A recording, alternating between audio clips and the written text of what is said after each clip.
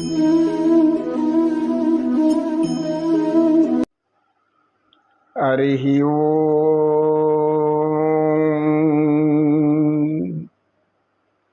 ఓం నమో నారాయణాయ నమః.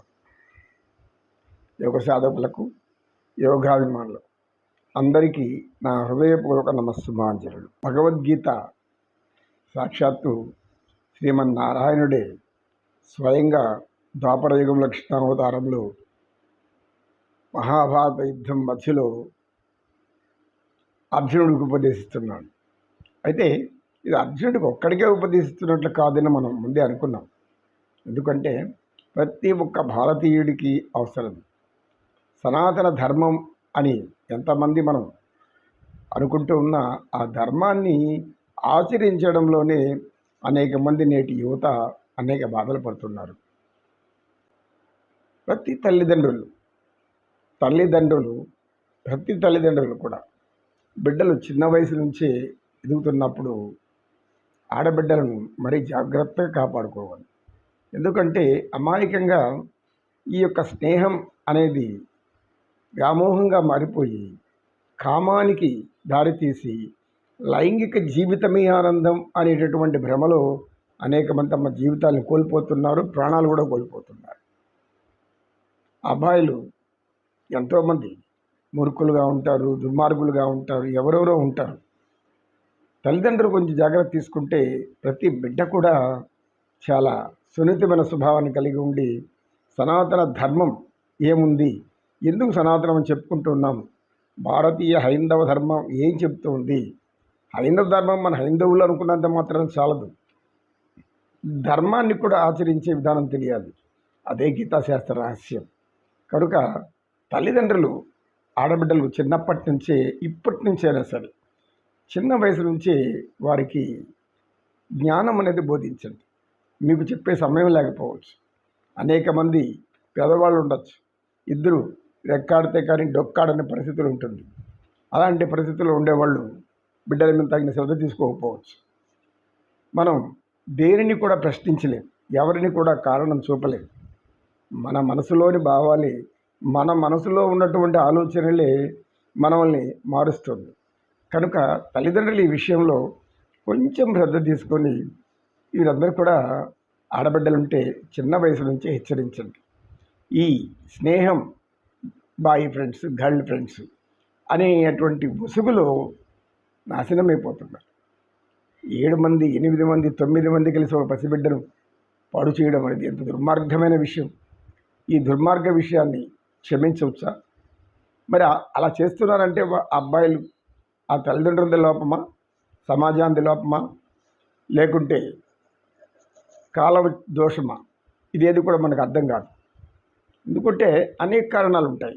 కానీ మళ్ళా ఎలా ఉన్నా మనం మారకూడదు, మనం ధర్మం వైపే ఉండాలి అని అనుకుంటే ప్రతి తల్లిదండ్రులు కూడా అబ్బాయిలను కూడా హెచ్చరించారు. ఒక చిన్న కామ వికారానికి లోనే జీవితాంతం వాళ్ళు నాశనం చేసుకొని జైలు పాలై అనేక విధాలు నాశనమైపోతున్నారు. కనుక ఎక్కువ మంది వీలైనంత వరకు ప్రచారం చేయండి. హిందూ ధర్మాన్ని కాపాడే ప్రతి హైందవుడు కూడా, ప్రతి భారతీయుడు కూడా హిందూ ధర్మం, సంస్కృతి, సాంప్రదాయం ఒకటే. ప్రతి స్త్రీని, ప్రతి అమ్మాయిని తల్లిలాగా, చెల్లిలాగా, బిడ్డలాగా ఇలా చూడగలిగితే ఏ సమస్య ఉండదు. ఎవరికి కూడా ఎలాంటి హాని కూడా జరగదు. అబ్బాయిలు మొదటి నుంచి అలా అనుకుంటూ జీవించాలా? మీరు మార్చాలి, మనం మార్చాలి, విద్యా వ్యవస్థ మార్చాలి, ఉపాధ్యాయులు మార్చాలి, అందరూ మార్చాలి.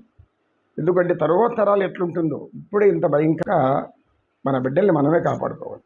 మగ బిడ్డలైనా ఆడబిడ్డలైనా. స్త్రీని పూజించండి, స్త్రీని గౌరవించండి, ఆడబిడ్డలను బతకనివ్వండి. ఆడబిడ్డలను అందరినీ కూడా మనం స్వేచ్ఛ జీవన విధానంలో, స్వతంత్ర భారతదేశంలో ప్రజాస్వామ్యము, డెమోక్రసీ, ప్రజల చేత, ప్రజల కొరకు, ప్రజల యొక్క పరిపాలన. కాబట్టి ఒకరు తీసుకోండి, మూల వెళ్ళి చాటండి. ఎవరైతే హిందువులము అని చెప్పుకుంటున్నారో, హిందూ ప్రచారము అనేది మొదలు పెడుతున్నారో, అనంతమైన ఈ యొక్క జ్ఞాన భాండాగారాన్ని మనం కొన్ని తరాల నుంచి దాచిపెట్టుకుంటూ వస్తున్నాం. ఈ జ్ఞానాన్ని వినండి, విని 10 మందికి చెప్పండి. మన మనసులో పెట్టుకోవడం కాదు. 10 మందికి చెప్పగలిగినప్పుడే మనకు అది జ్ఞానానికి ఒక అర్థం ఉంటుంది, పరమార్థం ఉంటుంది, ఉపయోగం ఉంటుంది, జీవితాన్ని మార్చగలిగేటటువంటి శక్తి ఉంటుంది. జీవితాలనే మార్చవచ్చు మాటలు. అలా ఎందరో మహానుభావులు ఉన్నారు, చేస్తున్నారు. కానీ చాలదు. ప్రతి ఒక్క జ్ఞానం పొందిన ప్రతి ఒక్కరు కూడా చుట్టుపక్కల ఉన్న వారికి హెచ్చరించండి. ఆడబిడ్డలారా జాగ్రత్త, తస్మాత్ జాగ్రత్త. ఎందుకంటే ఇక ప్రతి ఒక్కరిది బాధ్యత. మన హైందవ సనాతన ధర్మం అని చెప్పుకుంటున్న ప్రతి ఒక్కరిది బాధ్యత. అధికారాలు ఉంటే చాలదు, మనకు అనేక సంపదలు ఉంటే చాలదు, అవన్నీ కాదు.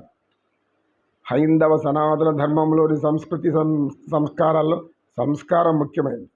సంస్కారం ఉంటే సంస్కృతి అబ్బుతుంది. మన సంస్కృతి ఏం చెప్పింది? ఎట్టటువంటి మహా స్త్రీలు ఉన్నారు, గొప్ప గొప్ప పేరు తెచ్చుకున్న స్త్రీలు ఉన్నారు, ఎందుకు లొంగనటువంటి స్త్రీలు ఉన్నారు. మరి కాలమహిమం ఏదో. కానీ తల్లిదండ్రులు మాత్రం మేల్కోండి. అమ్మాయి తల్లిదండ్రులే కాదు, అబ్బాయి తల్లిదండ్రులు కూడా ఒక ఆడబిడ్డ జీవితాన్ని పాడు చేసి వాడి జీవితం సర్వం కోల్పోతున్నాడు.